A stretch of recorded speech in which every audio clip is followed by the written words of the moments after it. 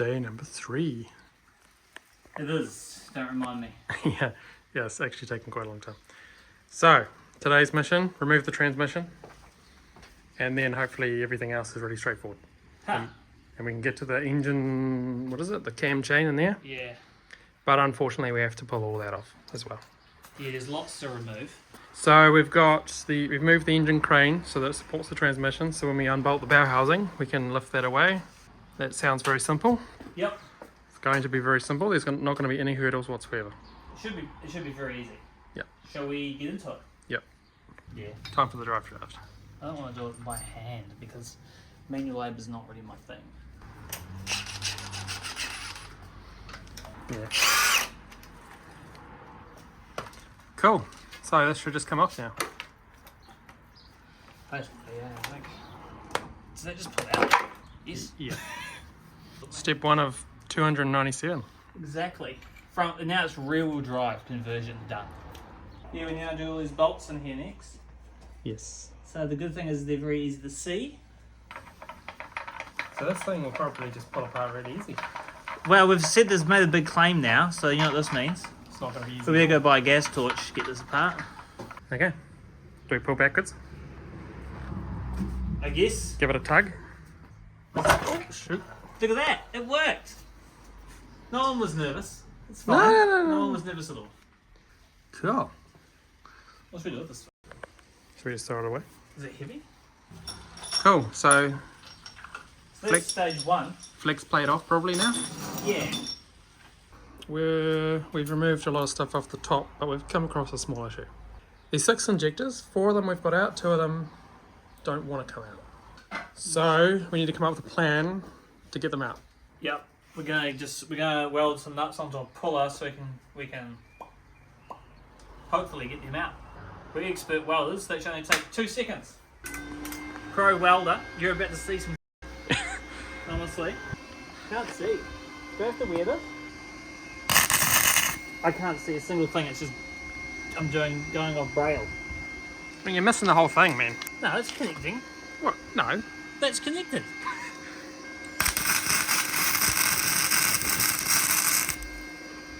Oh, I'm good.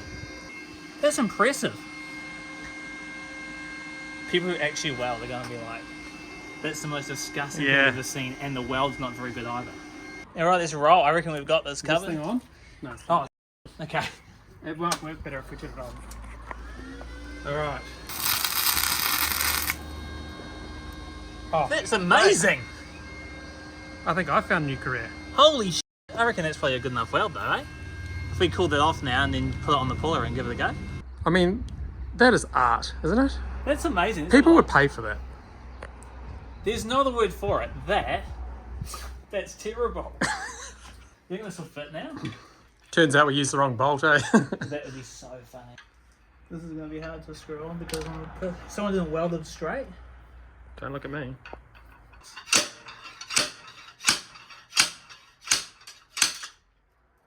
Easy.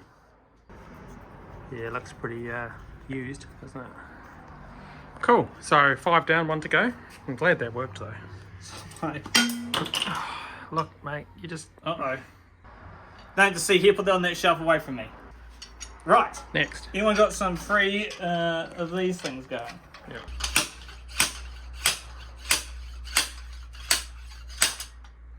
Yeah, you can hear the change in pitch, when it's ready to break. So it was rust. This one's really rusty around the bottom. Okay, so what I should do this time is not drop it.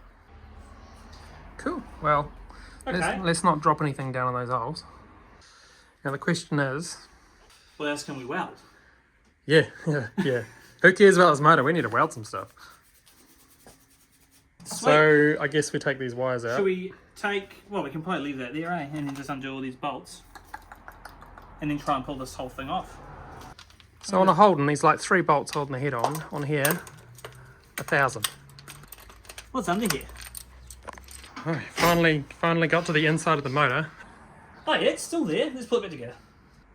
Yeah, I mean those runners look mint, don't they? It's actually pretty clean.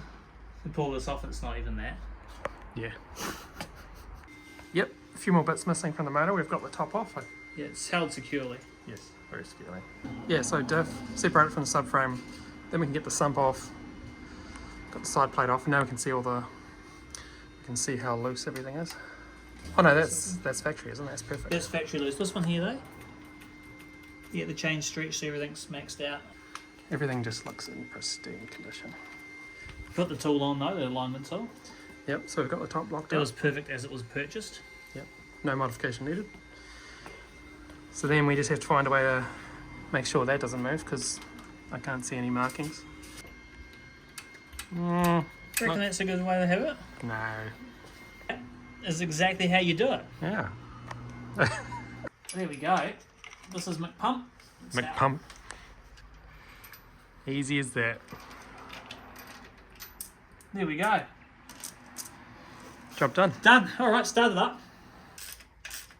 So we managed to get that off. Weirdly, this is normal thread, the old oil pump's reverse thread. You'd think that'd be the same, wouldn't you? What's the deal? Brand new. It probably is. Yeah, I'm pretty sure it is. This is going to ping out under it, it's probably going to hit you in the gut. There we go. Alright, done. Cool. Oh, I got to get this big unit out. What's that for? That's a tensioner. The top chain. I see.